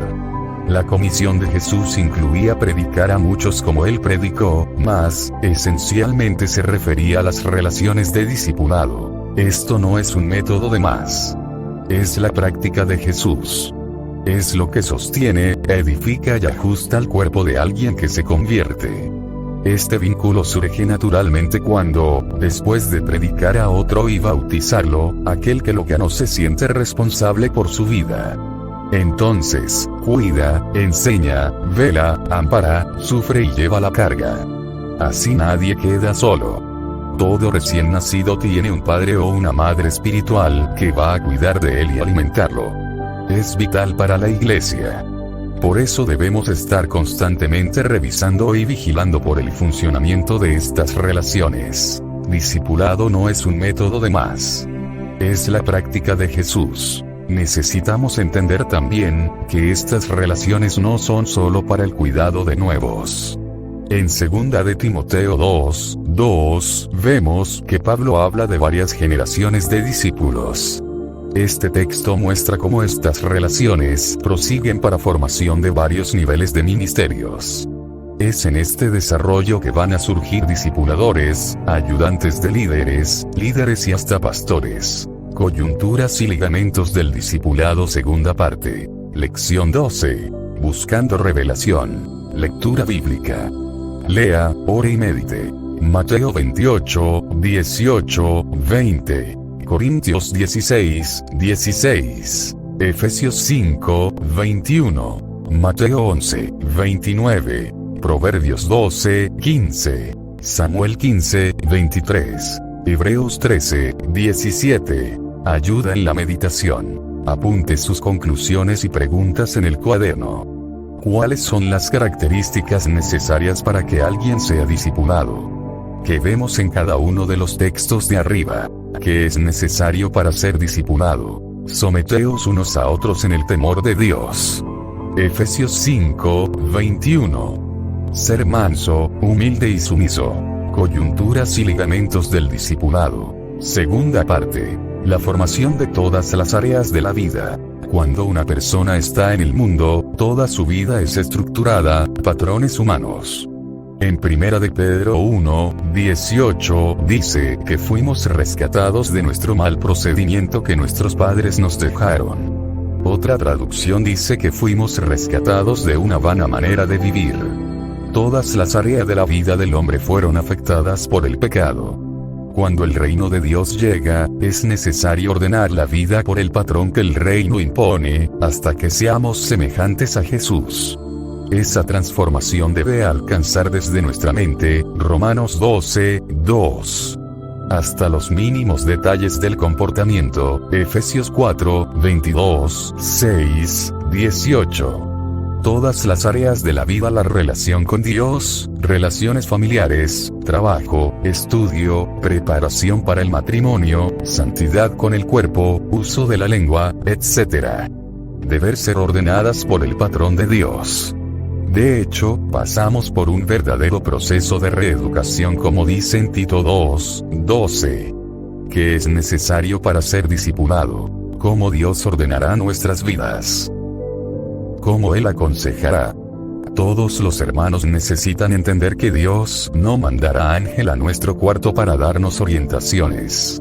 Es para eso que existen los relacionamientos en el cuerpo. Esto forma parte del relacionamiento del discipulado. Por eso, para que alguien pueda ser discipulado, es necesario que sea manso y humilde, Mateo 11, 29. Sujeto a los hermanos, 1 de Corintios 16, 16. Efesios 5, 21. Sumiso a los líderes, Hebreos 13, 17. alguien que renunció a la rebelión y a la obstinación. Samuel 15:23, alguien que presta atención a los consejos. Proverbios 12:15. Nadie puede ser edificado por otros si mantiene una actitud de independencia, orgullo, autosuficiencia. Aquella idea de que yo soy sumiso solo al Señor es una forma espiritual de justificar la rebelión. Esto es una característica de quien está en las tinieblas. La obstinación es el peor de todos los pecados. Primera de Samuel 15:23, alguien que es correcto a sus propios ojos no puede ser enseñado y ni corregido. Proverbios 12:15. Someteos unos a otros en el temor de Dios. Efesios 5:21. Hay personas que son aconsejadas constantemente, sin embargo cierran los oídos, siguen sus propios consejos. Otros, cuando son corregidos o confrontados, se justifican con muchas argumentaciones. Estos acaban recogiendo el fruto de su procedimiento, pero, aún así no ven. No aprenden porque son tercos y orgullosos. Un discípulo no es así. Es imposible edificar a quien no se somete. Un discípulo es como una oveja y no como una cabra. Él acepta la reprensión y ama la corrección. Los discípulos deben buscar enseñanza y consejo, oír y practicar. Somos miembros del cuerpo de Cristo, somos guardias unos de los otros. Tenemos un compromiso mutuo de edificación unos de los otros. Dios quiere bendecirnos a través de los hermanos. Peligros del discipulado. Existe un gran peligro en este ministerio: el abuso de la autoridad. El discipulador necesita entender que él es el siervo del discípulo y no el dueño. Debe enseñarle todo el consejo de Dios y no sus gustos y preferencias personales. Debe preservar la iniciativa y las cualidades personales del discípulo. Debemos tener en mente la visión de Dios acerca de la autoridad. En el mundo la autoridad es señal de posición y dominio. En el reino de Dios es al contrario. Jesús enseñó que la autoridad es confirmada en la medida que sabemos servir. Marcos 10:43. Él fue nuestro ejemplo, fue el que más se humilló y más sirvió. Es por eso que el Padre le dio toda la autoridad. Filipenses 2:5-11. Para que haya pleno equilibrio, debemos distinguir tres niveles de autoridad. La palabra de Dios A.S.E. Propósito eterno de Dios. ¿Cuál es el propósito de Dios hoy? Lección número 4. Buscando revelación. Lectura bíblica. Lea, ore y medite. Romanos 8:28-29. Efesios 4:13. Ayuda en la meditación. Apunte sus conclusiones y preguntas en el cuaderno. ¿Cuál es la familia de Dios? ¿Quién es el primogénito? ¿Cuántas familias tiene Dios? ¿Qué significa esto? ¿Cuántos hijos tiene esta familia? ¿Qué es lo que Dios quiere? ¿Cuál es la característica de estos hijos? ¿A quién ellos son semejantes? ¿Qué debemos buscar? ¿Cuál es el propósito de Dios hoy? Dios quiere una familia de muchos hijos semejantes a Jesús. Y sabemos los que aman a Dios, todas las cosas les ayudan a bien, esto es, a los que conforme a su propósito son llamados. Porque a los que antes conoció, también los predestinó para que fuesen hechos conformes a la imagen de su Hijo, para que Él sea el primogénito entre muchos hermanos. Romanos 8:28-29. ¿Por qué una familia? Porque Dios quiere unidad. ¿Por qué muchos hijos? Porque Dios quiere cantidad. ¿Por qué semejantes a Jesús? Porque Dios quiere calidad. Hasta que todos lleguemos a la unidad de la fe y del conocimiento del Hijo de Dios, a un varón perfecto, a la medida de la estatura de la plenitud de Cristo. Efesios 4:13. Comprendiendo más. ¿Cuál es el propósito de Dios hoy? Y sabemos que a los que aman a Dios, todas las cosas les ayudan a bien, esto es, a los que conforme a su propósito son llamados. Porque a los que antes conoció, también los predestinó para que fuesen hechos conformes a la imagen de su Hijo, para que Él sea el primogénito entre muchos hermanos. Romanos 8:28-29. ¿Cómo podemos definir el propósito de Dios hoy? El texto de arriba nos muestra con mucha claridad el propósito de Dios. Podemos definirlo así: una familia de muchos hijos semejantes a Jesús. Dios quiere una familia de muchos hijos semejantes a Jesús. Veamos por etapas. Una familia. Esto nos habla de unidad. Este es un requisito indispensable para el cumplimiento del propósito de Dios. Aunque la unidad no esté enfatizada en el texto de arriba, sabemos que los hijos a la imagen de Jesús no pueden ser pendencieros, ni fascistas, ni sectaristas. La unidad de familia de Dios está muy bien enfatizada en pasajes como Juan 17, 20, 22. Segunda de Corintios 1, 10, 12, 3, 1, 4, 10, 16, 17. Efesios 2, 14, 16, 3, 15, 4, 1, 6, 4, 12, 16. Filipenses 1, 27, 2, 1, 4 y otros más. De muchos hijos. Esto nos habla de multiplicación. Discípulos, que hacen discípulos. Discípulos, etc. Mateo 28, 18, 20. Donde hay vida natural, siempre hay multiplicación. La vida espiritual también debe ser así. Aquel que tiene la vida de Cristo, fructifica y reproduce esta vida en otros. Hay un pensamiento cómico y casi ridículo, que dice, son buscando revelación. Lea, ore y medite. Primera de Juan 2, 6. Colosenses 1, 28. Mateo 11, 29. Primera de Pedro 1, 15. Juan 13, 14, 17, 18. Colosenses 3, 13. Juan 13, 34. Ayuda en la meditación. Apunte sus conclusiones y preguntas en el cuaderno. ¿Cuál debe ser nuestra meta? Medite en los textos de arriba y describa. ¿En qué debemos ser como Jesús? Pero el propósito de Dios no es la salvación del hombre. No, la salvación es el medio para alcanzar el propósito. Su propósito es que seamos semejantes a Jesús. El que dice que permanece en Él, debe andar como Él anduvo. Primera de Juan 2, 6. ¿En qué debemos ser como Jesús?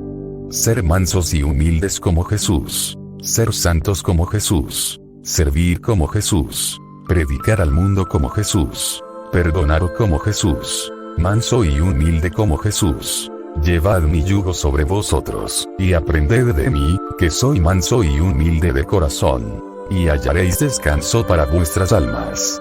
Mateo 11, 29. Santos como Jesús. Sino, como aquel que os llamó es santo, sed también vosotros santos en toda vuestra manera de vivir. Primera de Pedro 1, 15. Servir como Jesús. Pues si yo, el Señor y el Maestro, he lavado vuestros pies, vosotros también debéis lavaros los pies los unos a los otros.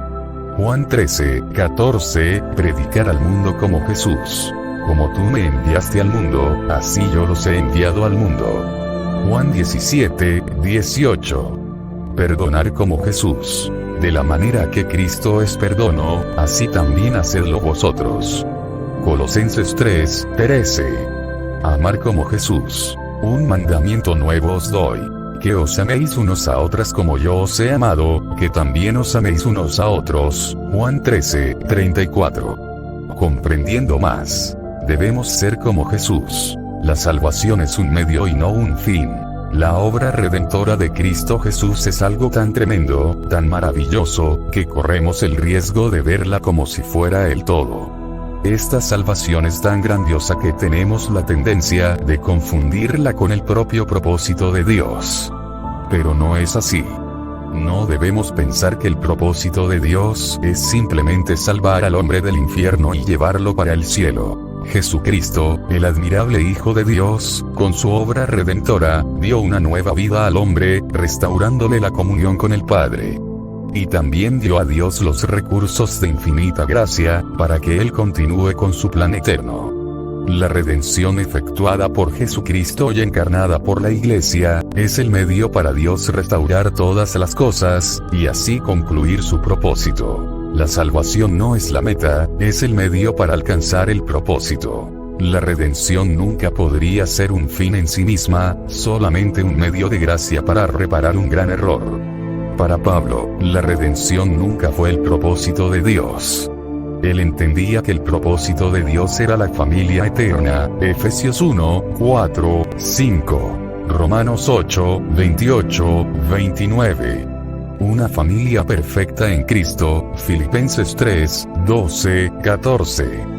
Su obra para el Señor no consistía en buscar solo la redención del hombre, sino en presentar este hombre a Dios, restaurado a imagen de Jesucristo, a quien anunciamos, amonestando a todo hombre, y enseñando a todo hombre toda sabiduría, a fin de presentar perfecto en Cristo Jesús a todo hombre. Colosenses 1, 28. Dios quiere que seamos semejantes a Jesús. El que dice que permanece en Él, debe andar como Él anduvo. Primera de Juan 2, 6. Propósito de Dios es que seamos semejantes a Jesús. ¿En qué debemos ser como Jesús? A. Ser mansos y humildes como Jesús. Llevad mi yugo sobre vosotros, y aprended de mí, que soy manso y humilde de corazón, y hallaréis descanso para vuestras almas.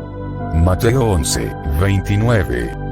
B. Ser santos como Jesús. Sino, como aquel que os llamó es santo, sed también vosotros santos en toda vuestra manera de vivir. Primera de Pedro 1, 15.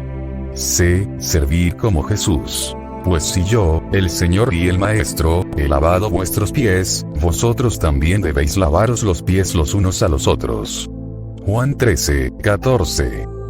D. Predicar al mundo como Jesús. Como tú me enviaste al mundo, así yo los he enviado al mundo. Juan 17, 18. E. Perdonar como Jesús. De la manera que Cristo os perdonó, así también hacedlo vosotros. Colosenses 3, 13.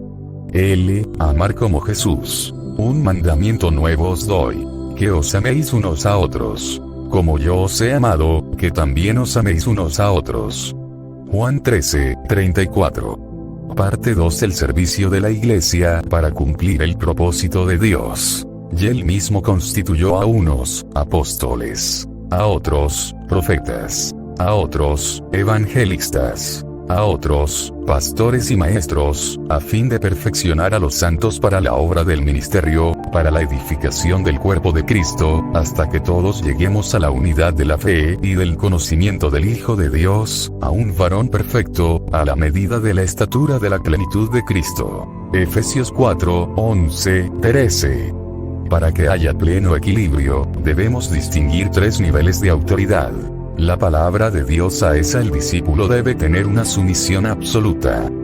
Cuando damos la palabra de Dios a un discípulo y él no la recibe, está siendo rebelde. En ese caso, debemos seguir las orientaciones dadas por Jesús en Mateo 18, 15, 20. Todos en el cuerpo de Cristo, y no solo el discipulador, tienen autoridad para corregir y reprender otro hermano dentro de la enseñanza de la palabra. Se debe observar antes la enseñanza de Gálatas 6, 1 y Mateo 7, 1, 5. Nuestros consejos. La sumisión aquí es relativa. Ejemplo. Cuando decimos a un discípulo que él no puede casar con una joven incrédula, estamos dando la palabra del Señor. Eso es absoluto. Pero cuando hablamos que no es bueno que él se case con la hermana fulana, estamos dando un consejo. Puede ser que el consejo que damos es basado en el conocimiento que tenemos de la palabra de Dios, pero, aún así, no pasa de ser un consejo. Es relativo. Si el discípulo rechaza un consejo, no es necesariamente un rebelde. Sin embargo, aquel que nunca acepta consejos, es orgulloso y autosuficiente.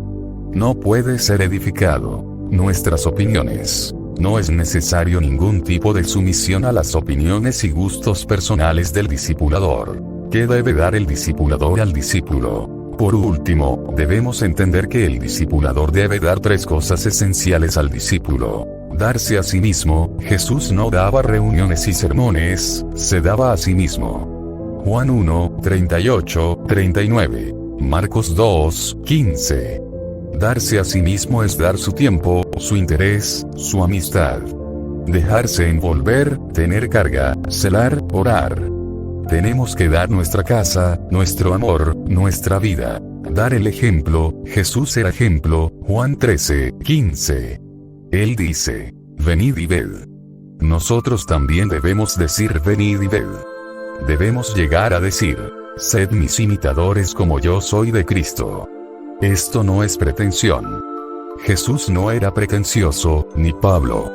Dios es quien nos torna ejemplos por la vida de Cristo en nosotros. Dar la palabra de Dios. Jesús instruyó con la palabra. Juan 15:3. Él estaba constantemente mostrando la voluntad del Padre. Él enseñaba y orientaba en toda parte y todo el tiempo. En el templo, en casa, en el camino, en el barco. Marcos 10:1. Jesús daba enseñanza para todas las áreas de la vida. Nosotros tenemos que enseñar a los discípulos a guardar todas las cosas que Jesús ordenó. Coyunturas y ligamentos de compañerismo, primera parte. Lección 13. Buscando revelación. Lectura bíblica. Lea, ore y medite. Marcos 6:7-12, Eclesiastés 4:9-12. Efesios 5:21. Santiago 5:16. Juan 13:34. Romanos 12:10. Colosenses 3:12-14. Ayuda en la meditación. Apunte sus conclusiones y preguntas en el cuaderno. ¿Por qué Jesús siempre enviaba a los discípulos de dos en dos? Según los textos de arriba, ¿cuáles son las principales actitudes que debe haber en el relacionamiento de compañerismo? ¿Qué tipo de compromiso debe haber en ese relacionamiento? Memorizar. ¿Por qué el discipulado y el compañerismo son tan importantes? Porque unen el cuerpo por coyunturas y ligamentos. ¿Cuáles son las principales actitudes en el compañerismo? Amor, sujeción, transparencia o perdón. Un mandamiento nuevo os doy: que os améis unos a otros. Como yo os he amado, que también os améis unos a otros. Juan 13:34. Coyunturas y ligamentos de compañerismo, primera parte. Después llamó a los 12, y comenzó a enviarlos de dos en dos, y les dio autoridad sobre los espíritus inmundos. Marcos 6:7. Mejores son dos que uno porque tienen mejor paga de su trabajo. Porque si cayeren, el uno levantará a su compañero, pero ay del solo que cuando cayere, no habrá segundo que lo levante. Y si alguno prevaleciere contra uno, dos le resistirán y cordón de 3 dobleces no se rompe pronto. Eclesiastés 4:9-10-12. Jesús no estableció vínculos fuertes solamente entre él y sus discípulos. Él también relacionó a los discípulos entre sí. Varias veces Jesús envió a los discípulos de dos a dos. Ellos salían también sin el maestro. Ciertamente tenían que desarrollar una relación profunda entre ellos. El Espíritu Santo trabajaba en ellos mientras estaban juntos en este relacionamiento, a través de la oración, consejos, paciencia, perdón. Cuidado con el espíritu de disputa, y tantas otras formas. Aquella relación entre Jesús y los discípulos era una relación de discipulado, vertical. Este otro relacionamiento específico es horizontal, que aquí llamamos de compañerismo. En el discipulado, alguien más maduro vela por alguien más nuevo. En el compañerismo, los dos se responsabilizan por edificar uno al otro. En el compañerismo hay un compromiso de edificarlo y cuidado mutuo. El compañerismo solo funcionará si hay un pacto mutuo delante del Señor. No habiendo compromiso, no habrá desempeño de cada parte para edificación del otro. Eso quiere decir que ese relacionamiento debe ser específico y distinto. Cuando es así, cada uno sabe cuál es su responsabilidad. De lo contrario, se piensa que todos son responsables por todos, lo que es cierto, pero nadie se responsabiliza por nadie. ¿Cómo debe ser ese relacionamiento? A. Sujeción. Someteos unos a otros en el temor de Dios. Efesios 5:21. La gran prueba de humildad es la sumisión al compañero, pues muchas veces es más fácil sujetarse al discipulador, que es alguien que consideramos más maduro. B. Transparencia. Confesaos vuestras ofensas unos a otros, y orad unos por otros, para que seáis sanados. La oración eficaz del justo puede mucho. Santiago 5:16. Confesar los pecados uno al otro produce cura. No debemos esconder nada. Aprender a colocar la vida delante del otro sin barreras. Es necesario exponerse y perder el individualismo. Sé amor. Un mandamiento nuevo os doy, que os améis unos a otros. Como yo os he amado, que también os améis unos a otros. Juan 13:34. Este amor comienza con amistad. Cuando Dios creó el hombre, Él vio algo que no halló bueno: la soledad, Génesis 2:18. A causa de eso creó una ayuda. El relacionamiento no existe solo para formar el carácter. Sirve en el propósito de traer realización completa a cada uno, de manera que tengamos placer y alegría unos en los otros. En el compañerismo debe haber lealtad, cuidado y protección. Amor también es lealtad y fidelidad al hacer una alianza, no es solo momentos de alegría, sino también un compromiso para las pruebas. Es justamente en estas horas que el compromiso va a ser probado y desafiado. El amor también incluye cuidado y protección. Debemos asumir la responsabilidad por el bien del compañero y su familia. D. Honra. Amaos los unos a los otros con amor fraternal. En cuanto a prefiriéndoos los unos a los otros. Honra, Romanos 12:10. Buscar siempre el interés del otro, aunque incluya pérdidas. Estar siempre dispuestos a dar el primer lugar al otro y quedar en la posición de siervo. Paciencia y perdón. Vestios, pues, como escogidos de Dios, santos y amados, de entrañable misericordia, de benignidad, de humildad, de mansedumbre, de paciencia, soportándoos unos a otros, y perdonándoos unos a otros si alguno tuvies queja contra otro. De la manera que Cristo os perdonó, así también hacedlo vosotros. Colosenses 3:12-13. Es en este relacionamiento que varias áreas de la vida irán a revelarse y recibir tratamiento. Es en esta hora que el compañerismo debe funcionar a fondo. Delante de las deficiencias del carácter del otro, no debemos desanimar, pero sí aprender a perdonar y a soportar. En este momento el carácter de Cristo estará siendo formado en nosotros, porque, en la práctica, tendremos que perdonar y soportar unos a los otros. Las deficiencias de carácter del otro no debe desanimarnos, pero sí enseñarnos a perdonar y amar. Coyunturas y ligamentos de compañerismo. Segunda parte. Lección 14. Lectura bíblica. Lea, ore y medite. Lucas 10:1. Hechos 13:2-3. Colosenses 3:16. Mateo 18:19-20. Marcos 6:7-12. Galatas 5:13. Hebreas 10:24. Hallada en la meditación. Apunte sus conclusiones y preguntas en el cuaderno. ¿Qué debe acontecer en un relacionamiento de compañerismo que funciona? ¿Por qué es importante orar juntos? Pero, ¿qué deben orar? Porque un discípulo debe hacer la obra junto con otro compañero. ¿Qué tipo de trabajo deben hacer juntos? Memorizar. ¿Cuáles son las principales actividades en el compañerismo? Orar, aconsejar, servir y hacer discípulos. ¿Cuál es el fruto de esto? La edificación del cuerpo en amor. La palabra de Cristo mora en abundancia en vosotros, enseñándoos y exhortándoos unos a otros en toda sabiduría, cantando con gracia en vuestros corazones al Señor con salmos e himnos y cánticos espirituales. Colosenses 3:16. Coyunturas y ligamentos de compañerismo. Segunda parte.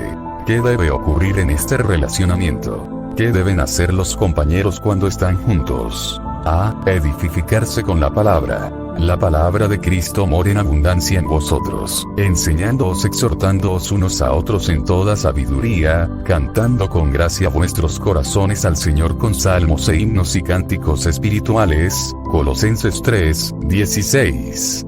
Revisarán textos y enseñanzas ministrados, se aconsejarán, se animarán, consolarán, etc.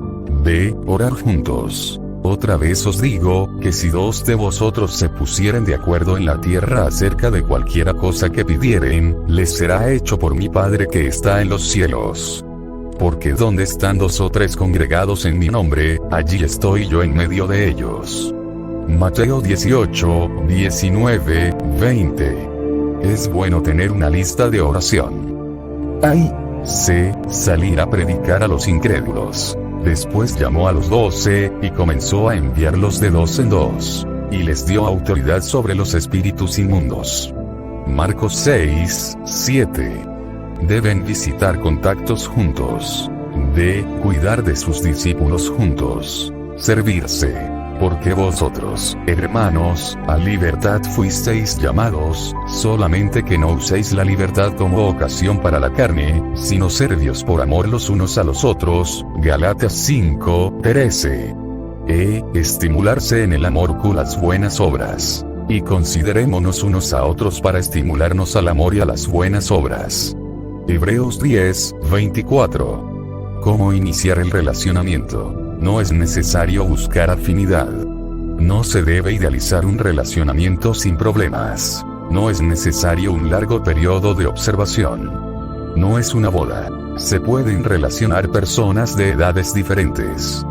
Puede ser un relacionamiento de 3 hermanos, puede ser un hermano más nuevo o antiguo en la fe. Que sea funcional, por ello deben vivir lo más cerca posible.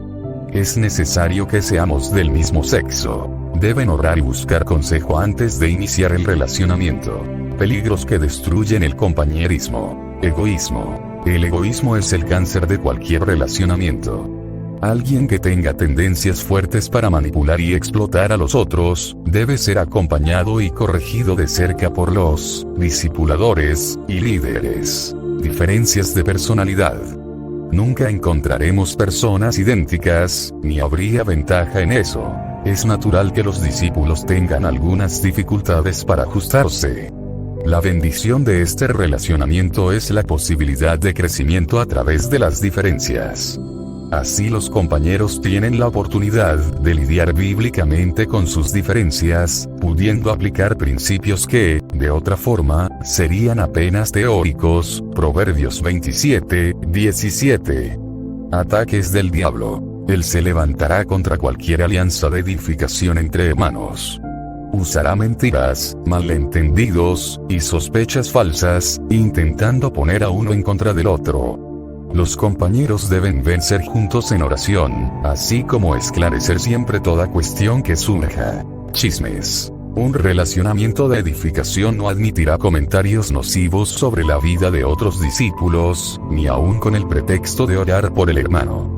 Chismes y contiendas entre hermanos son las armas más terribles del diablo para destruir la unidad del cuerpo. Proverbios 6, 16, 19. Juzgar las motivaciones. Juzgar las intenciones y motivaciones del otro y actuar a partir de estas impresiones, sin exponer al otro sus desconfianzas, destruye cualquier relacionamiento. Levítico 19, 17. Proverbios 27, 5, 6. La necesidad de dar fruto. Lección 15. Lectura bíblica. Buscando revelación. Lea, ore y medite. Juan 15, 1, 8, 16. Mateo 13, 23, 21, 18, 20, 25, 14, 30. Gálatas 5, 22, 23. Ayuda en la meditación. Apunte sus conclusiones y preguntas en el cuaderno. ¿Qué dice Jesús en Juan 15 respecto del fruto y qué es lo que la rama debe dar? ¿Y qué es este fruto del que Jesús está hablando? Compare este fruto del cual Jesús está hablando en Juan 15, 16. Con el fruto del cual Pablo se refiere en Gálatas 5, 22, 23. ¿Es el mismo? ¿Cuál es una de las características de un discípulo? Juan 15, 8. Memorizar. ¿Qué exige el agricultor de la rama? Toda rama debe dar frutos. No me elegisteis vosotros a mí, sino que yo os elegí a vosotros, y os he puesto para que vayáis y llevéis fruto, y vuestro fruto permanezca, para que todo lo que pudiereis al Padre en mi nombre, Él os lo dé. ¿Cuál es el fruto que la rama debe dar? la multiplicación de la vida de Cristo. Juan 15:16. Comprendiendo más la necesidad de dar fruto. Yo soy la vid verdadera, y mi Padre es el labrador. Todo pámpano que en mí no lleva fruto, lo quitaré. Y todo aquel que lleva fruto, lo limpiaré para que lleve más fruto. Ya vosotros estáis limpios por la palabra que os he hablado. Permaneced en mí, y yo en vosotros. Como el pámpano no puede llevar fruto por sí mismo, si no permanece en la vid, así tampoco vosotros, si no permanecéis en mí. Yo soy la vid, vosotros los pámpanos. El que permanece en mí, y yo en él, este lleva mucho fruto. Porque separados de mí nada podéis hacer. El que en mí no permanece, será echado fuera como pámpano, y se secará, y los recogen, y los echan en el fuego, que arde. Si permanecéis en mí, y mis palabras permanecen en vosotros, pedid todo lo que queréis, y os será hecho. En esto es glorificado mi Padre, que llevéis mucho fruto, y seáis así mis discípulos. No me elegisteis vosotros a mí, sino que yo os elegí a vosotros, y os he puesto para que vayáis y llevéis fruto, y vuestro fruto permanezca, para que todo lo que pidiereis al Padre en mi nombre, Él os lo dé. Juan 15:1, 8, 16. Qué palabras tremendas de Jesús. Qué advertencia. Al dar fruto no es una opción. Es una consecuencia inevitable cuando alguien permanece en Cristo. Pero, ¿qué fruto es que debemos dar? Ciertamente no es el fruto del Espíritu que vemos en Gálatas 5, 22, 23. Para probar esto, veamos 3 consideraciones. 1. El lenguaje. Hay una distinción clara. En Juan 15 Jesús habla del fruto del discípulo, en Gálatas Pablo habla del fruto del Espíritu. Si verificamos la parábola de los talentos, Mateo 25, 14, 30. Notamos que el Señor no viene a buscar aquello que Él dio al siervo, pero sí el fruto que el siervo obtuvo, aplicando aquello que recibió del Señor. Ahora, el fruto del Espíritu es aquello que Dios nos da por la vida de nosotros: amor, alegría, paz, etc. Son los talentos que Dios colocó en nuestras vidas. Él no busca aquello que Él dio, el fruto del Espíritu. Él busca el logro, el fruto del discípulo. Mas el que fue sembrado en buena tierra, este es el que oye y entiende la palabra, y da fruto, y produce a 100, a 60, y a 30 por uno. Mateo 13, 23. El texto de Mateo 13, 23 es claro y definitivo. Allí dice que fructificar es reproducir a 100, a 60 y a 30 por uno.